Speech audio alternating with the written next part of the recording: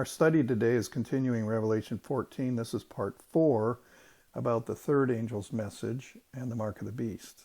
Previously, we've studied who the 144,000 are, the first angel's message, the second angel's message of Revelation 14, and now we're going to do the third angel's message and the mark of the beast.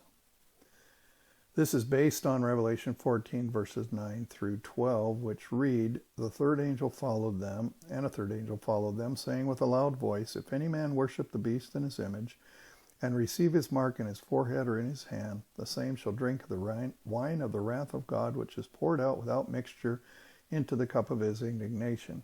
He shall be tormented with fire and brimstone in the presence of the holy angels, and in the presence of the Lamb, and the smoke of their torment ascendeth up forever and ever. They have no rest day or night who worship the beast in his image, and whoever receives the mark of his name." Why in the world would anybody want to take the mark of the beast?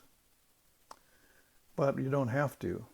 Here is the patience of the saints. Here are they that keep the commandments of God and the faith of Jesus.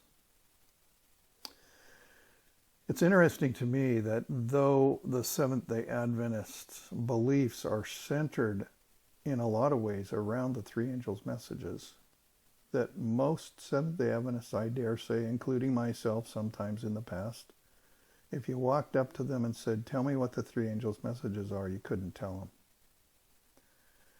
Shame on us, but that's the way it is. So here's a real watered-down version that might make it easy to remember. The first angel's message is God's side is truth. The second angel's message is Satan's side is a lie. And the third angel's message is get on the right side. Jesus said, "In my Father's house are many mansions. If it were not so, I would have told you. I go to prepare a place for you. And if I go to prepare a place for you, I will come again and receive you unto myself, that where I am, there you may be also." One thing is certain. You can be sure Jesus will come again. And when he comes, there will be two groups of people on earth. One group worships the Creator, and one group worships the beast. Since our eternal destiny is at stake, we need to understand God's end-time message for humanity before Jesus returns. Revelation 14, 6 and 7 says, "And I saw another angel fly in the midst of heaven, having the everlasting gospel, to preach unto them that dwell on the earth, and to every nation, and kindred, and tongue, and people, saying with a loud voice, Fear God, and give glory to him, for the hour of his judgment is come, and worship him that made heaven and earth and the sea and the fountains of waters." Next, Revelation 14:8 says, "And there followed another angel, saying, Babylon is fallen, that great city, because she made all nations drink of the wine of the wrath of her fornication." Babylon, that great city which has fallen, is Vatican City, home of the Revelation 13 leopard-like beast, who has made all nations drink of the wine of her false doctrines, which God calls her fornication, mingling the affairs of church and state to influence and control world governments. And then the most fearful warning in the entire Bible follows, Revelation 14, 9 to 11. "And the third angel followed them, saying with a loud voice, If any man worship the beast and his image, and receive his mark in his forehead or in his hand, the same shall drink of the wine of the wrath of God, which is poured out without mixture into the cup of his indignation. And he shall be tormented with fire and brimstone in the presence of the holy angels and in the presence of the Lamb. And the smoke of their torment ascendeth up forever and ever. And they have no rest, day nor night, who worship the beast and his image, and whosoever receiveth the mark of his name." Finally, Jesus reveals the character of those who will be saved at end time. Revelation 14:12 says, "Here is the patience of the saints. Here are they that keep the commandments of God and the faith of Jesus." Thus, all those saved at end time will be found keeping the commandments of God and the faith of Jesus. This is in stark contrast to keeping the commandments of the papacy, including its false Sunday Sabbath, and placing your faith in the popes, who claim to be Jesus on earth. The messages of these three angels will continue advancing until Jesus returns. They will win souls for Jesus and bring people out of the dark lies of the papacy into the beautiful light and truths of Jesus as found in the Bible.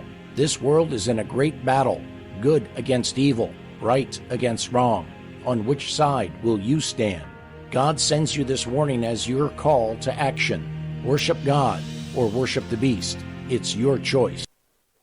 So the third angel's message can be simplified to say, keep the commandments of God and don't take the mark of the beast. I've learned two significant things in studying the subject of the third angel's message, and I'm looking forward to sharing those with you. One thing is I have always wondered, we as Seventh-day Adventists have a way of talking. We have our own language, our own words, catchphrases that we use. And I've noticed sometimes we say, we need to preach the third angel's message. And other times we talk about the three angels' messages. So my question to myself was, all right, is it the third angel's message or is it the three angels' messages? Are the first and the second angels in the past? Are they the present? Do they combine together? When you read the scriptures, they sound sequential. So we're going to dig into that today. The other question is, I think that the clue to this question of the third angel and the three angels' messages has to do with the timing of each of the angels' messages. So, when the churches, this is Spirit of Prophecy, Ellen White, Volume 4, page 232, when the churches spurned the counsel of God by rejecting the Advent message. Now think about that. What does she mean, the Advent message? Rejecting the Advent message. Just ponder that. When the churches spurned the counsel of God by rejecting the Advent message, the Lord rejected them. The first angel was followed by the second, proclaiming, Babylon is fallen, that great city, because she made all the nations drink of the wine of the wrath of her fornication. And then it quotes Revelation 14:8, which is what we studied already. So the first angel's message was pronounced during the Advent movement. The Advent movement was prior to 1844 when William Miller, who was not, there were no Seventh-day Adventists, it didn't exist. The Millerite movement was a soon-to-be worldwide interdenominational movement looking for the advent of Jesus' return. When people in the churches spurned this message, this says God rejected them. And then the second message said, Babylon is fallen, and so forth. So my conclusion is the first angel's message was given during the Millerite awakening prior to 1844. That was the first angel's message. So we're going to build a chart. I love timelines and visual representations. It makes it easier for me to understand and remember. So we're going to, as we find these pieces, we're going to put them on this chart so you can visually see the sequence. So here we have the three angels' messages, and we're looking at the timing for these three angels' messages. And the first angel was during the Advent awakening up to 1844 because of this statement that we just read. You'll notice it says, when the churches spurned the counsel by rejecting the Advent message. Well, the Advent movement ended in 1844. And then churches fractionalized and people went different directions. Some lost their faith. Some started a new church. Some, there are all kinds of them. Jehovah's Witnesses and Mormons are some groups that started about that time. Seventh-day Adventists were the ones who believed that the Advent message was right, but that they had made a mistake on what the event was.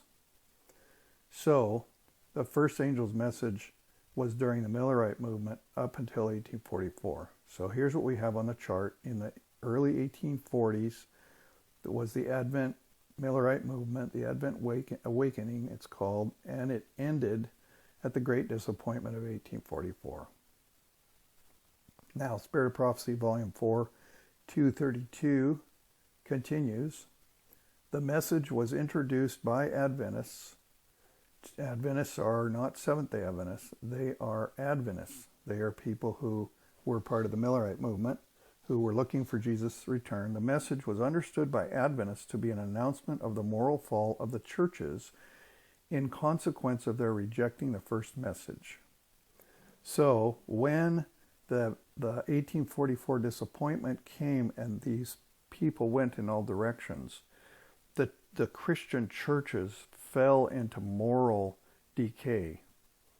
And so the consequence was that that was a consequence of them rejecting the first message.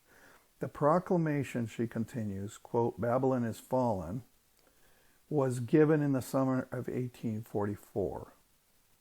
As a result, about 50,000 withdrew from their churches. So the first angel's message was worship God and give glory to him. The second message was come out of Babylon, false religion. These morally failing churches, come out, individual person, God's person, come out and get out of these church bodies that are not following God's commandments. And so that movement happened in the summer of 1844. Now keep in mind the Great Disappointment was October 1844. So this second angel started just before the disappointment, okay? But it was both 1844. So the second angel's message was given in the summer of 1844. So now let's place this on the chart. The second angel started before the first one ended, and then it went beyond where the first one ended. Great Controversy 389. The message of the second angel did not reach its complete fulfillment in 1844. The churches then experienced a moral fall in consequence of the refusal of the light of the Advent message, but that fall was not complete. As they have continued to reject the special truths at this time, they have fallen lower and lower. So the second angel's message didn't end in 1844. Great Controversy 390. Not until this condition shall be reached and the union of church with the world shall be fully accomplished throughout Christendom will the fall of Babylon be complete. So it is saying that it isn't complete yet because Babylon is fallen is meaning complete and utter falling apart of the Christian church, reaching across to Rome, reaching across to the political powers. Not until the condition is reached and the union of the church with the world shall be fully accomplished throughout Christendom will the fall of Babylon be complete. The change is a progressive one, and the perfect fulfillment of Revelation 14:8 is yet future. So now we know that the second angel's message didn't end in 1844, but it continues into the future. So now we're going to extend that second angel line beyond 1844 into the future. The people now have a special message to give to the world, the third angel's message. Okay, so that was written in 1892. And Sister White said the people now have a special message to give to the world. So the third angel's message had started at least by 1892. So now we're going to place this on the chart, that the third angel's message had started by 1892. Great Controversy 390. Not until the condition has been reached, the union of the church with the world, reading this again, throughout Christendom, will the fall of Babylon be complete. The change is a progressive one. The perfect fulfillment is yet future. So the third angel's message hasn't reached its complete fulfillment yet. So it's safe to believe that the third angel's message is still ongoing and it's going past our time. So we've modified the chart. So the third angel's message not only didn't end it was already going in 1892, and it didn't end then, and it isn't even ended now. It's still going into the future. Volume 6 of the Testimonies to the Church, page 60. The third angel's message is to be given with power. The power of the proclamation of the first and second messages is to be intensified in the third. In Revelation, John says the heavenly messenger will reunite with the third angel. I saw another angel come down from heaven with great power, and the earth lighted with his glory, who cried mightily with a strong voice. Now, this is Revelation 18, not 14, but it reiterates and repeats much of the same verbiage about Babylon is fallen and all that sort of thing. So notice what that's telling us. The third angel's message intensifies the first and second angel's messages. So the third angel's message doesn't leave behind the first and second message. They intensify them. So it's a progression. It's a growing movement. So we can see right now that we as a people are not just proclaiming the first angel's message. We are also doing the first and the second. Give God glory. Babylon is fallen. Come out of Babylon. Don't take the mark of the beast. This continues in page 60. We are in danger of giving the third angel's message in so indefinite a manner that it does not impress the people. So many other interests are brought in that the very message which should be proclaimed with power becomes tame and voiceless. That's a very powerful statement. Do you feel that we as Seventh-day Adventists are preaching the third angel's message in a definite manner, or have we slumped down and we're not really focusing on it? Do we hear about it in Sabbath school? Do we hear about it from the pulpit? Do we hear about it from camp meetings? Is our proclamation of the third angel's message tame and voiceless? I'm afraid it might be at all levels, including me personally. What is interesting, the other thing that I learned is that there's a fourth angel. You might recall last study, when we talked about the second angel and the first angel, that I surmised, well, you know, when you read it sequentially in the Bible in Revelation 14, and I saw another angel, that was the first one. I saw another angel, there was a second one, and it says it was a second one, and then it says, and there was a third one. So we know there's 1, 2, 3, but then it says later on, and I saw another angel in chapter 14. And I asked the question, is that a fourth angel? Well, when you get to Revelation 18, there is a fourth angel. It doesn't say fourth angel, but watch. And I heard another voice from heaven saying, come out of her, my people, that ye need not be partakers of her sins, that ye receive not her plagues. For her sins have reached unto heaven, and God hath remembered her iniquities. Therefore shall her plagues come in one day, death and mourning and famine, and she shall be utterly burned with fire, for strong is the Lord who judgeth her.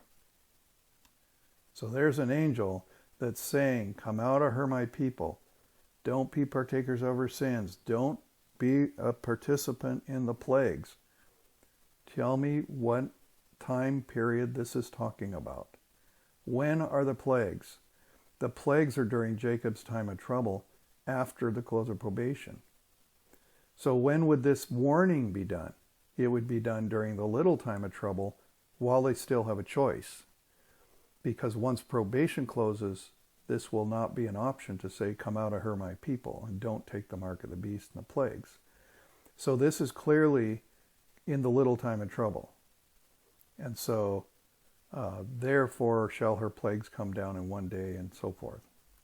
So what do we learn? There's a fourth angel, and the angel urges God's people to come out of Babylon, just like we saw in the first and second and third angel's message. There's an urgency to choose sides. Those who ignore the fourth angel's message will receive the plagues. So we're going to put this on the chart. We now have a fourth angel, and it starts, I believe, during the little time of trouble. And then we have the loud cry. Now, we have talked about the little time of trouble and Jacob's time of trouble in the Preparing for the Time of Trouble series on the website. That is thoroughly addressed in part 1. And then we talk about the loud cry in part 3. The loud cry is when the Holy Spirit, it says in Joel 2, is poured out on the whole world, on all flesh. And it opens people's eyes to the issues so that this is the last push, the last opportunity to choose sides before it's too late and probation closes. That's the loud cry. So we're going to put on this chart that the fourth angel is its time period is from the little time of trouble to the close of probation. Because once probation closes, there is no more option to choose. So the message of the fourth angel would have been done. Early writings 261 and 276 and 277. I saw angels hurrying to and fro in heaven, descending to the earth, and again ascending to heaven, preparing for the fulfillment of some important event. Then I saw another mighty angel, this is the fourth angel, commissioned to descend to the earth to unite his voice with the third angel and give power and force to his message. So this fourth angel is going to come down and enable the third angel to message to be more powerful and give power and force to his message. This is the loud cry. Great power and glory were imparted to the angel, and as he descended, the earth was lighted with his glory. So the fourth angel unites his voice with the third angel. So we're going to take this line of the third angel because it didn't end. It's still going. So it's going to join with this fourth angel who is enabling the loud cry, the final push before it's all over. You'll see this is a building progression that God has provided. Early writings continues. The light which attended this angel penetrated everywhere. Remember, Joel 2 says, I will pour out my spirit on all flesh. This angel's light penetrated everywhere. As he cried mightily with a strong voice, Babylon, that great, is fallen, is fallen. And that's the very wording of the second angel. Babylon is fallen, is fallen. So he's adding power to that message, and is become the habitation of devils and the old of every foul bird. That should be foal. Not sure, I misspelled. And a cage of every unclean and hateful bird. And then Ellen White quotes Revelation 18. Is quoting Revelation 18. So the fourth angel repeats the second angel's message. So we're going to take that second angel's message and extend it. It didn't end. It's being empowered by this fourth angel during the little time of trouble push of the loud cry up till the close of probation. Then early writings continues. This message of the fall of Babylon, as given by the second angel, there you go, is repeated with the additional mention. Now notice what's happening. The fourth angel repeats, enables the message of the second angel, but adds some additional information. The additional information is the corruption which has been entering in the churches since 1844. So what happened is, after the Great Disappointment, not only was there this backing away from enthusiasm about Jesus coming and getting your life in order and taking God seriously, but corruptions came into the church and have continued to do so to our day. It seems very obvious to me that in my lifetime I have seen an increase in this in our own beloved church and the world, churches in general of all denominations. It's becoming more and more corrupt and worldly. Many times in the name of reaching the unchurched, we do just like Rome did in order to seek popularity and expand membership. They would compromise and bring in pagan customs. And we've seen that in our own Christian church and in our own Seventh-day Adventist churches, I believe. The work of this angel comes in at the right time to join in the last great work of the third angel's message as it swells to the loud cry. So this great last work is the final push of evangelizing the world, of letting every single human being have a choice of, are they going to accept God once and for all, or are they going to take the mark of the beast? So this angel shows up, this fourth angel shows up just at the right time, reiterates the third angel's message, empowers the second angel's message, and this comes at just the right time to join the last great work of the third angel's message as it swells into the loud cry. And the people of God are thus prepared to stand in the hour of temptation, which they will soon meet. So the fourth angel's message adds identifying the corruptions in the church. The fourth angel's message is about the churches since 1844. And the fourth angel helps with the loud cry. And the fourth angel helps to prepare God's people for the hour of temptation. Now, what is the hour of temptation? Well, remember the timing of the fourth angel. The fourth angel is coming at the outpouring of the Holy Spirit during the little time of trouble. So the hour of temptation is, am I going to be tempted at penalty of death, of not being able to feed my family, of not being able to buy and sell? Am I going to succumb to the pressures of the world and take the mark of the beast or not? That is the hour of temptation. And once we make that decision of not taking the mark of the beast, that temptation hour is gone, because we have made our choice and we are sealed, and our fate is permanently identified. Great controversy continues. Not yet, however, can it be said that Babylon is fallen. This is quite interesting, because she made all nations drink of the wine of the wrath of her fornication. She has not yet made all nations do this. Babylon has not completely fallen until all nations drink of her wine. So even though the second angel's message, Babylon is fallen, started after 1844 and has been preached down through the years, the real final nail in the coffin fulfillment of Babylon is fallen is when she makes all nations drink of the wine of her wrath of fornication, which is yet to come.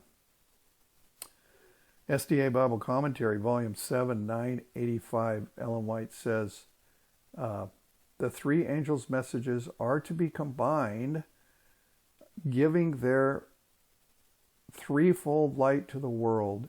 In Revelation, John says, I saw another angel come down from heaven, having great power, and the earth was lighted with his glory. Revelation 18, 2-5. This represents the giving of the last threefold message to the world. So notice what's happening. This fourth angel comes, and not only does it give power to the third angel and repeat what the second angel said, but all three angels' messages are combined into a threefold light to the world. And that's with the fourth angel. So the three angels' messages are combined.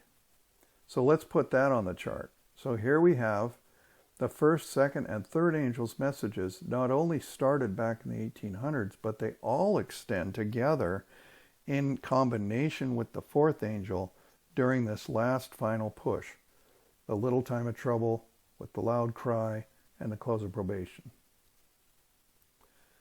The spirit of the world of world conforming and indifference to the testing truths of our time exists. This is talking about the church. So we as a church and individually conform to the world, and we're indifferent to the testing truths for our time. Can you see how our beloved church has changed just in our lifetime? It used to be that you could walk around town and you'd see somebody and say, you know, I'll bet they're a Seventh-day Adventist. Not anymore. Can't tell any different. Used to be Seventh-day Adventists didn't do certain things, didn't eat certain things, didn't drink certain things, didn't watch certain things. I'm afraid we're seeing a deterioration not only in the world, but we're seeing it right in our own camp. The spirit of world conforming and indifference to the testing truths. Have you seen that happen? If a person wants to promote the evangelizing the world with the three angels message, we get pushback not only from the world because it's hate speech, but we get pushback from our own brethren because, oh, you're just being fanatical. Interesting. The spirit of world conforming and indifference to the testing truths for our time exists and has been gaining ground in the churches of the Protestant faith in all the countries of Christendom. And these churches are included in the solemn and terrible denunciation of the second angel. So, do we end-time believers have a problem with conforming to the world? I know that's tough for me. Do we end-time believers have a problem with being indifferent to testing truths? When we hear, do we prefer to hear sermons that are about love and Jesus and peace and safety? Or would we coil back if there was sermons that tickled our conscience and made us uncomfortable? Something to ponder. So what do we know now about the three angels' messages? First, the first angel started during the 1840s with the Millerite movement. The second angel started in the summer of 1844. The third angel started after 1844.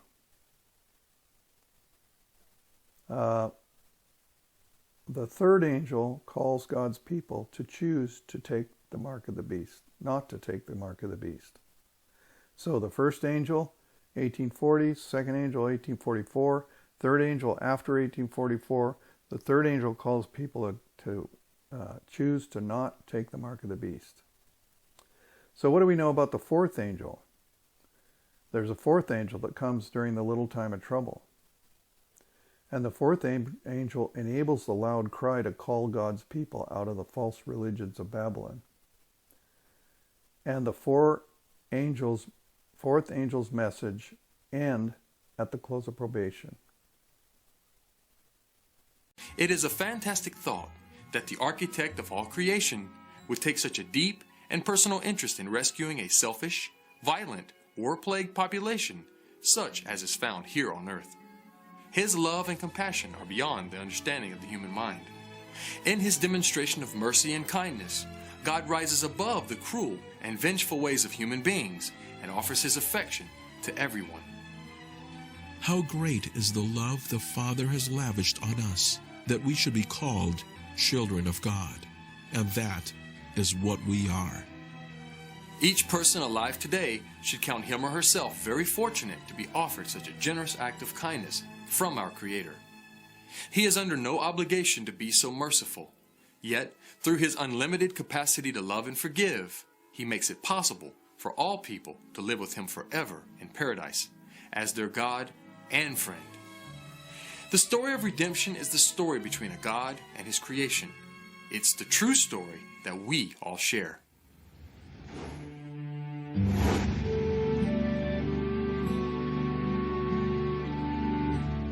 In actuality, We are one global village family with a common beginning. We all descend from Adam and Eve, which legitimately makes us brothers and sisters. Sure, culture, language, and traditional developments over the centuries make us feel different at times.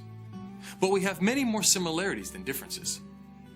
Though we may appear different on the outside at times, we are all the same on the inside.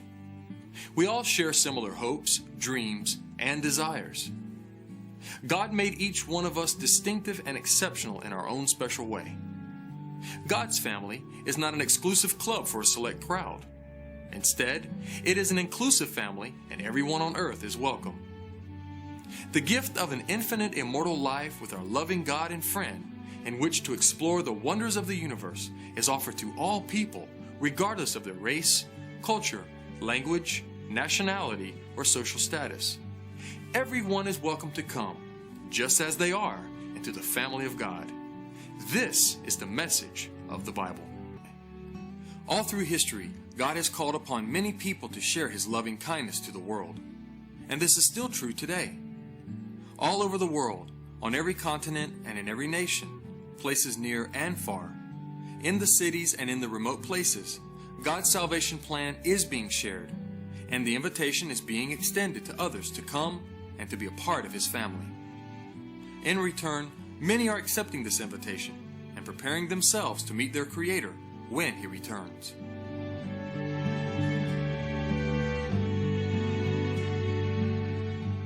Then you will know the truth, and the truth will set you free.